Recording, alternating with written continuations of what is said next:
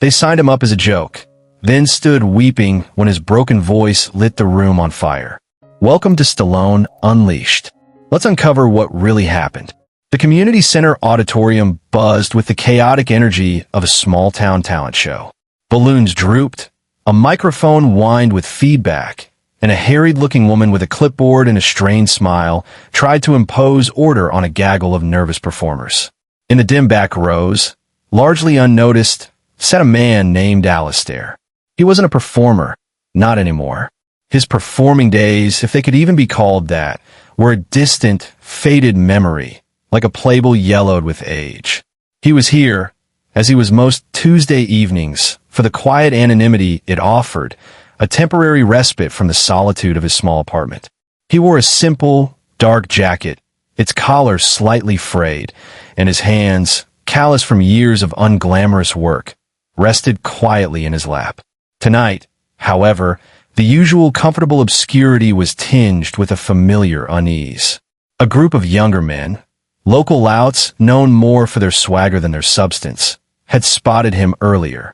Their ringleader, a brash youth named Finn with a smirk that rarely left his face, had approached him with a feigned deference that Alistair immediately recognized as a prelude to mockery. Alistair, old-timer. Finn had boomed, loud enough for others to hear. Heard you used to tread the boards back in the day. Got a voice like a nightingale, they say. You should sign up for the talent show. Give us all a treat. The others had snickered, their eyes glinting with malicious amusement.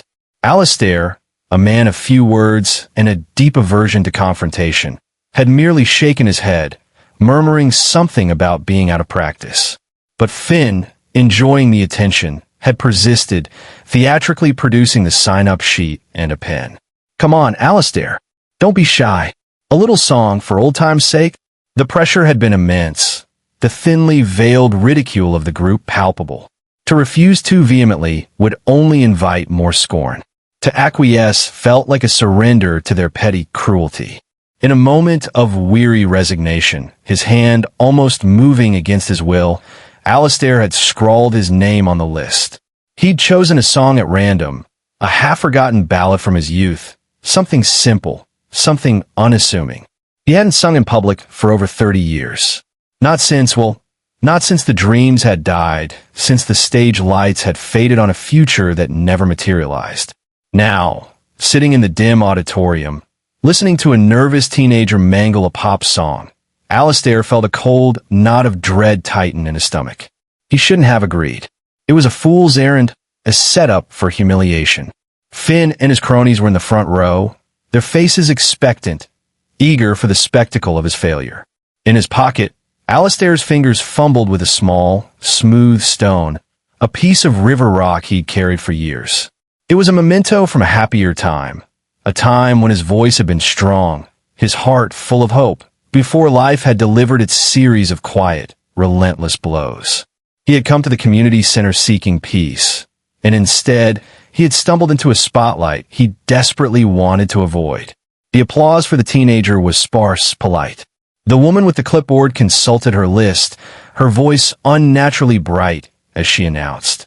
And next up, we have Alistair Finch with a classic ballad. A wave of snickers rippled through Finn's group. Alistair closed his eyes for a moment, a silent plea for, he wasn't sure what. Strength? Escape? He felt a profound weariness, a desire to simply disappear. But then, he thought of the song, its gentle melody, its simple, heartfelt lyrics. It was a song about resilience, about finding beauty in unexpected places. Perhaps, he thought, there was a reason he had chosen it. Perhaps, even now, after all these years, there was still a flicker of that old fire, a spark of defiance against the encroaching darkness. With a sigh that seemed to carry the weight of years, Alistair rose from his seat and began the slow, solitary walk towards the stage. The stage was small, cluttered with the props of previous acts, a child's sequin top hat, a deflated balloon, a forgotten tambourine. The single spotlight felt harsh, unforgiving, exposing every line on Alistair's face, every threadbare patch on his jacket. He could feel the weight of the audience's gaze, a mixture of curiosity, pity, and from Finn's direction, undisguised amusement. He gripped the microphone stand, his knuckles white. His throat felt dry, constricted. He could hear Finn's loud, stage whisper, "Bet he forgets the words," followed by a fresh burst of laughter. Alistair closed his eyes again, trying to shut out the noise, the expectant silence, the looming possibility of failure. He thought of the river stone in his pocket, its cool smoothness a small point of solidity in a sea of anxiety. He thought of his youth, of singing in the church choir, his voice pure and strong, filled with an uncomplicated joy. He thought of the dreams he had once harbored, dreams of concert halls and applause, dreams that had long since turned to dust. Why was he doing this? Why had he allowed himself to be goaded into this public display of his own inadequacy? He could walk off. He could feign illness. No one would blame him. In fact, Finn and his cronies would probably find it even more amusing. But then a different memory surfaced, a memory of his late wife, Eleanor. She had loved to hear him sing. Even in the later years when his voice had grown rougher, his confidence faded. "Your voice has a story in it, Alistair," she used to say, her eyes shining with a love that had always seen past his flaws, his failures. "Don't ever let that story go silent." Her memory, a gentle, unwavering light, cut through the fog of his fear. He wasn't singing for Finn or for the indifferent audience. He was singing for Eleanor. He was singing for the boy he had once been, the boy who had believed in the power of a song. He was singing because, after all these years, there was still a story in his voice, and it deserved to be heard, however imperfectly. He took a deep, shaky breath. He nodded almost imperceptibly to the nervous young man at the ancient keyboard, who fumbled for a moment before finding the opening chords of the old ballad. The melody, simple and melancholic, filled the small auditorium. Alistair opened his mouth. For a terrifying second, no sound came out. Panic seized him. Finn let out another loud snort. But then he found it. A note. Faint, wavering, but there. He clung to it, nurtured it, and slowly, haltingly began to sing. The first few lines were barely audible, his voice rusty from disuse, cracked with nerves. He could hear the suppressed giggles from the front row. He faltered, almost stopped. But then, he looked out, beyond the glare of the spotlight, into the darkened anonymity of the auditorium, and he imagined Eleanor listening. He sang to her, and as he did, something shifted. The fear began to recede, replaced by a fragile, emerging confidence. The rust in his voice began to clear, the notes becoming steadier, truer. He wasn't trying to impress. He wasn't trying to prove anything. He was simply singing, sharing a piece of his soul, a story etched in melody and verse. The song was about loss, about enduring hardship, but also about the quiet resilience of the human spirit, the enduring power of hope even in the darkest of times. And as Alistair sang, the lyrics took on a new, profound meaning, resonating with the unspoken sorrows and unfulfilled dreams of his own life. As Alistair continued to sing, a remarkable transformation began to occur, not just in his voice, but in the atmosphere of the auditorium. The snickers from Finn's group gradually died away, replaced by a confused, then grudging, silence. The other audience members, who had perhaps been expecting a comedic disaster, slowly leaned forward in their seats, their expressions shifting from polite indifference to a dawning, captivated attention. Alistair's voice, though no longer the pure, powerful instrument of his youth, possessed something far more compelling: authenticity. It was a voice that had lived, a voice that had known joy and sorrow, hope and despair. Every note, every phrase, was imbued with a lifetime of experience, a raw, unvarnished emotion that transcended technical perfection. He wasn't performing. He was testifying. The old ballad, a song many in the audience had probably never heard before, seemed to take on a timeless quality, its simple melody and heartfelt lyrics resonating with a universal truth. It spoke of love lost, of dreams deferred, but also of the quiet strength found in enduring, in remembering, in holding onto a flicker of hope, even when all seems lost. Alistair closed his eyes as he sang the bridge, the melody soaring with a surprising power, his voice cracking with an emotion that was undeniably real. He wasn't thinking about the audience anymore, or about Finn, or about his own fears. He was lost in the music, in the story the song was telling, a story that was, in many ways, his own. He sang of lonely roads and starlit nights, of whispered promises and fading memories. He sang of the quiet courage it takes to face each new day when your heart is heavy with the burdens of the past. And as he sang, he seemed to grow taller, his stooped shoulders straightening, his face, illuminated by the single spotlight, transformed from weary resignation to a kind of luminous, melancholic grace. The nervous young man at the keyboard, catching Alistair's unexpected passion, seemed to find a new confidence himself, his accompaniment becoming richer, more supportive, a quiet counterpoint to Alistair's heartfelt vocals. The air in the auditorium, which had earlier been thick with a mixture of boredom and malicious anticipation, was now charged with a different kind of energy, a shared, empathetic stillness. People were no longer just listening, they were feeling. They were connecting with the raw, unadorned humanity in Alistair's voice and his story. Even Finn and his cronies were silent now, their smirks replaced by expressions of bewilderment, perhaps even a grudging respect. They had come expecting a joke, a target for their ridicule. They were getting something else entirely, something they hadn't bargained for, something that perhaps even they couldn't entirely dismiss. The song moved towards its quiet, reflective conclusion. Alistair's voice softened, becoming almost a whisper, each note laden with a profound, bittersweet tenderness. He sang of finding peace in unexpected places, of the enduring beauty of a single, unwavering star in a vast, dark sky. And as the final note faded into silence, a hush fell over the auditorium, a silence so profound, so complete, that it seemed to hold the collective breath of everyone present. It was not the silence of indifference, but the silence of awe, of a shared emotional experience that had transcended the humble setting and the unpretentious performer.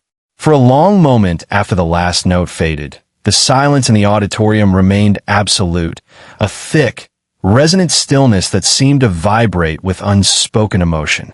Alistair stood motionless in the spotlight, his eyes still closed, his chest rising and falling with the effort of his song, the lingering echo of the melody still hanging in the air around him. He looked fragile, exposed, yet also strangely powerful, a man who had bared his soul and, in doing so, had touched something deep and true in the hearts of his listeners. Then it began, not with a roar, but with a single, tentative clap from the back of the room. It was followed by another, and then like a sudden, unexpected downpour, the applause erupted, swelling, growing, filling the small auditorium with a sound that was not merely polite, but genuinely, profoundly moved. It was a wave of warmth, of appreciation, of shared humanity, washing over Alistair, and he visibly flinched, as if unaccustomed to such a direct, positive affirmation. He opened his eyes, a look of bewildered surprise on his face. He saw not the smirking, contemptuous faces he had expected, but a sea of expressions transformed, eyes shining, smiles, even a few tear-streaked cheeks. The applause continued, growing louder, more insistent, a heartfelt ovation for this unassuming man who had, against all odds, delivered a performance of such raw, unexpected power. Even Finn and his group were clapping, albeit a little awkwardly, their earlier mockery forgotten, or at least temporarily suspended, in the face of such an undeniable display of authentic emotion. They looked confused, as if their carefully constructed worldview, in which sincerity was a weakness and vulnerability a target, had been momentarily upended. Alistair looked out at the audience, his gaze sweeping across the faces, a dawning understanding in his eyes. He hadn't failed. He hadn't been humiliated. He had connected. He had shared his story, his pain, his enduring hope, and they had heard him. They had understood. A slow, hesitant smile touched his lips a smile that seemed to erase years of weariness, of quiet resignation. It was a smile of relief, of gratitude, of a fragile, rediscovered joy. The woman with the clipboard, her own eyes glistening, stepped forward to the edge of the stage, clapping enthusiastically. The nervous young man at the keyboard was beaming, his earlier anxiety replaced by a shared sense of triumph. Alistair, still visibly overwhelmed, managed a small, self-deprecating bow. The applause intensified. People were getting to their feet now, first a few individuals, then rows, until nearly the entire auditorium was standing, their ovation a testament to the unexpected magic of the moment. He had come to the talent show expecting ridicule, bracing himself for failure. He had found, instead, acceptance, appreciation, a shared moment of human connection that was more precious than any award, any grand applause he might have dreamed of in his youth. The small riverstone in his pocket felt like a warm, living thing. It had been a talisman of hope, and tonight that hope had, in its own quiet, unexpected way, been realized. The standing ovation continued, a roar of affirmation that seemed to wash away years of silence, of self-doubt, of dreams deferred. Alistair stood in the spotlight, no longer a figure of pity or amusement, but a man who had found his voice again, and in doing so, had reminded everyone present of the enduring power of a song sung from the heart. The applause eventually subsided, leaving behind a warm, empathetic glow in the auditorium. Alistair, still a little dazed, made his way off the small stage, his steps a little unsteady. As he reached the wings, the woman with the clipboard, her name tag reading Doris, event coordinator, rushed towards him, her face wreathed in a genuine, beaming smile. "Alistair, that was magnificent," she exclaimed, her earlier harried expression completely gone. Truly moving. I had no idea." Alistair managed a shy, self-deprecating smile. "It's been a long time," he mumbled, still trying to process the unexpected wave of approbation. Several other performers, waiting for their turn or having already completed their acts, gathered around him, offering words of praise, their earlier nervousness or professional jealousy replaced by a genuine admiration. "Your voice, sir," said a young woman who had sung a rather screechy pop song earlier. "It's got so much feeling." "That song," added an older gentleman who had played a wobbly tune on the harmonica. "It really spoke to me. Brought back a lot of memories." Alistair found himself surrounded by a small circle of warmth, of unexpected camaraderie. It was a sensation he hadn't experienced in years, and it felt both overwhelming and incredibly precious. He saw Finn and his group lingering near the exit, their earlier swagger noticeably diminished. Finn caught Alistair's eye, and for a moment, Alistair thought he saw a flicker of something unreadable in the young man's expression. Confusion, perhaps, or even a grudging respect. Then, Finn turned abruptly and led his cronies out of the auditorium, their usual boisterous laughter conspicuously absent. Their attempt at public humiliation had backfired spectacularly. They had intended to make Alistair a joke, and instead, he had become the unexpected hero of the evening. As Alistair made his way back towards his seat in the now much friendlier auditorium, several people reached out to pat him on the shoulder, to offer a quiet word of thanks, to share a smile of shared understanding. He was no longer an anonymous figure in the back rows. He was Alistair, the man who had sung his heart out, the man whose voice had touched them all. He sat down, his legs still feeling a little weak, his heart still pounding from the adrenaline and the emotion of the experience. He reached into his pocket and took out the small river stone. He turned it over in his fingers, its smooth, familiar coolness a comforting presence. He had faced his fear, his self-doubt, his expectation of ridicule, and he had not only survived, but triumphed, not in any grand, external way, but in the quiet, internal landscape of his own soul.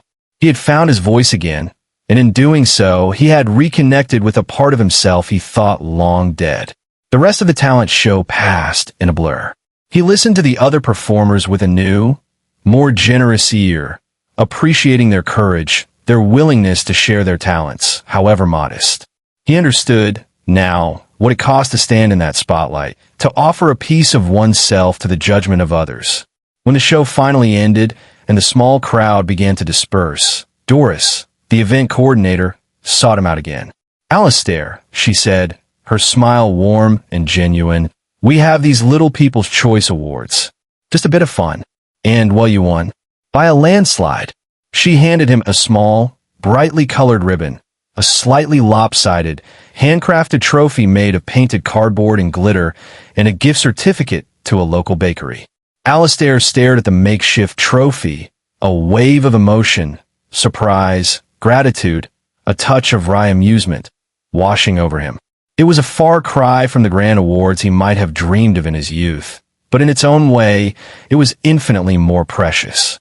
It was a symbol not of professional achievement, but of human connection, of a moment when a simple song, sung from the heart, had bridged the gap between strangers and touched something universal. "Thank you, Doris," he said, his voice a little hoarse. "Thank you all." He clutched the small trophy and the ribbon, tangible proof that he had not been invisible, that his story, his song, had mattered. Alistair walked home through the cool night air, the lopsided cardboard trophy tucked carefully under his arm, the bakery gift certificate in his pocket alongside the river stone. The streets were quiet, the usual urban clamor subdued. He felt a lightness in his step, a sense of peace he hadn't experienced in years. The encounter with Finn and his cronies, the dread he had felt anticipating the talent show, now seemed like a distant, almost insignificant prelude to the unexpected warmth and affirmation he had received. He hadn't set out to win any awards or to impress anyone. He had simply, finally, allowed himself to be heard. And in doing so, he had rediscovered a part of himself that had been dormant for far too long. He thought of Eleanor, and a gentle smile touched his lips. She would have been proud. She would have understood the quiet courage it had taken for him to step back into that spotlight, to offer his voice, his story, to the world again. He reached his small, sparsely furnished apartment, the silence within no longer feeling oppressive, but comfortable, familiar. He placed the cardboard trophy on the mantelpiece, beside a faded photograph of Eleanor.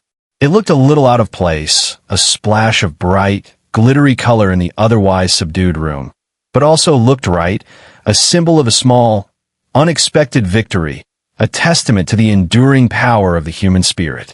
He made himself a cup of tea and sat in his worn armchair, the river stone resting in his palm. He didn't feel like a hero or a star. He simply felt himself. Alistair, a man who had once dreamed of singing, who had lost that dream, and who, on an ordinary Tuesday night in a humble community center, had found it again, not in the grand concert halls of his youthful imagination, but in the shared, heartfelt applause of ordinary people. The next day, he used the gift certificate at the local bakery, buying a small loaf of fresh bread and a single, perfect apple pastry.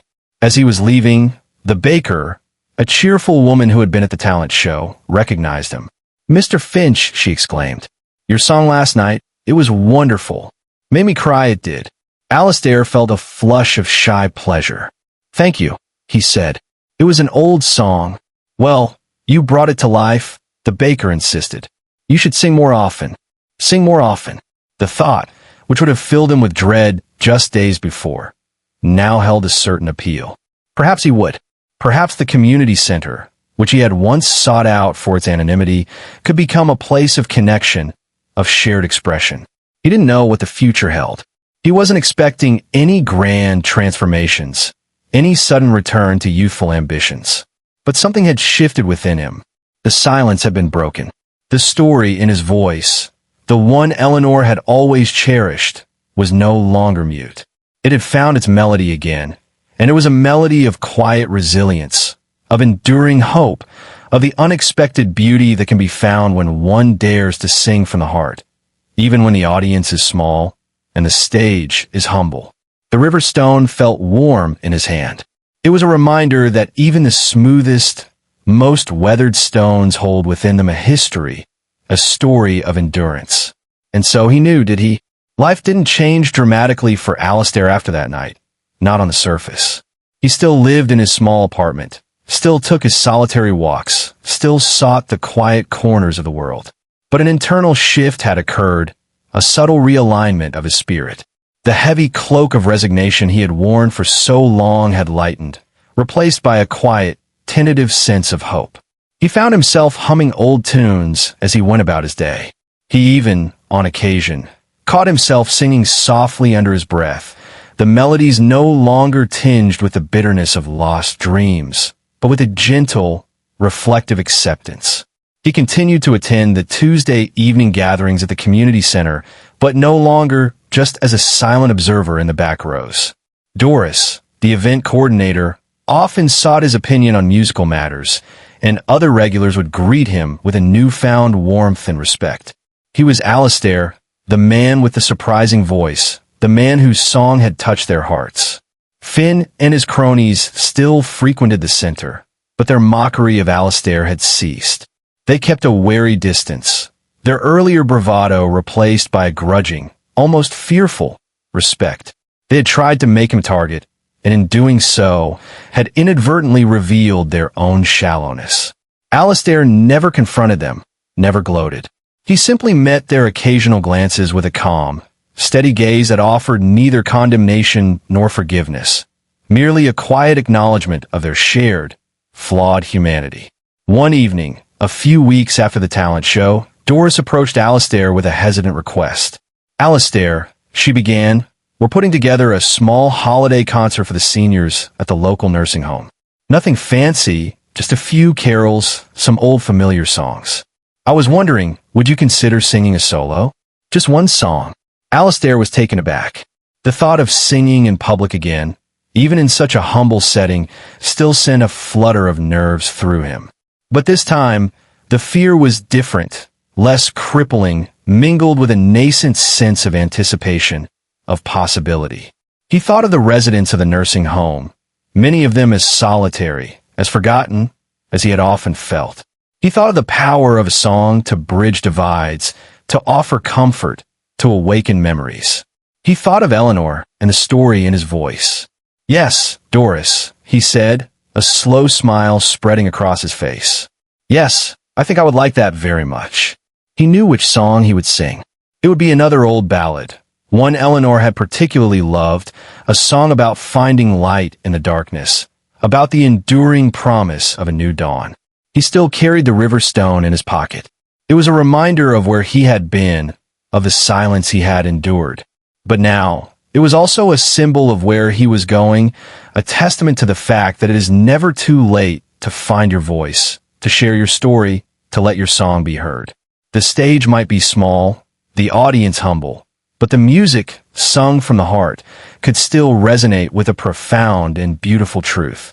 And Alistair, the quiet man with the weathered voice, was ready to sing again.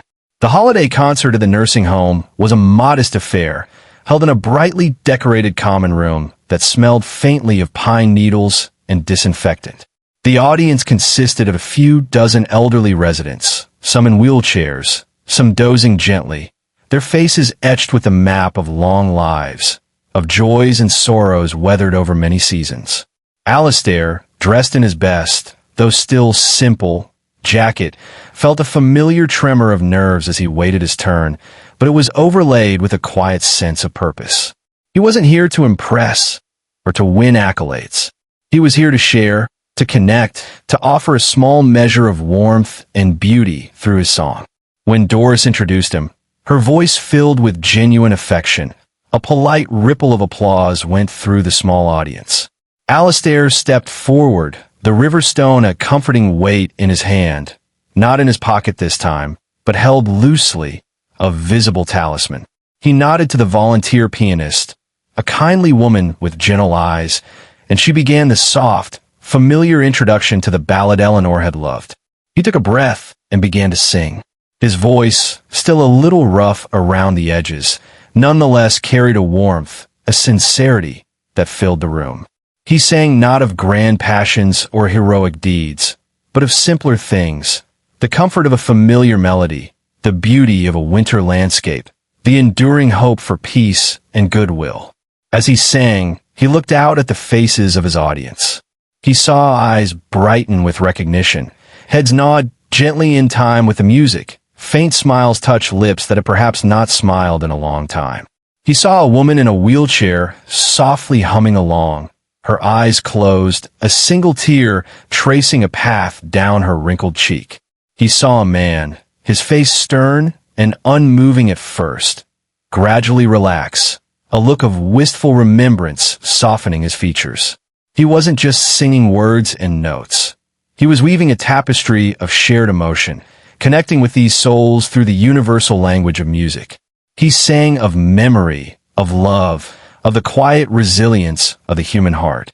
And as he sang, he felt a profound sense of peace, of rightness. This was where his voice belonged, not in the pursuit of fame or applause, but in these small, intimate spaces, offering comfort, stirring memories, touching hearts. The song ended, its final notes lingering in the quiet room. For a moment, there was silence. Then a warm, heartfelt applause broke out, genuine and deeply appreciative. Alistair felt a lump in his throat, not of sorrow this time, but of a profound, humble gratitude. He had found his purpose, not in the grand dreams of his youth, but in these simple acts of sharing, of connecting, of offering the story in his voice to those who needed to hear it. He knew, with a quiet certainty, that Eleanor would have understood. She would have smiled. After the concert, as Alistair was sipping a cup of lukewarm punch provided by the nursing home staff, several residents approached him, their faces alight with appreciation. "That song, young man," said an elderly woman with bright, intelligent eyes, leaning on her walker, "it took me back. My late husband used to sing it to me." "You have a lovely voice," added a gentleman with a neatly trimmed white beard. "So much feeling in it." Alistair, unaccustomed to such direct praise, found himself blushing like a schoolboy. "Thank you," he managed.